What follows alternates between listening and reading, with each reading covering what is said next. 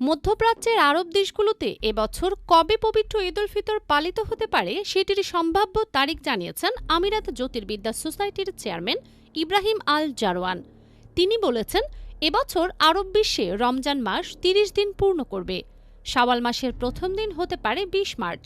২৯তম রমজানে চাঁদ দেখার সম্ভাবনার ব্যাপারে ইব্রাহিম আল জারওয়ান বলেছেন, আগামী বুধবার ২৯তম রমজানে আরব দেশগুলোর আকাশে কোনো অর্ধচন্দ্র থাকবে না।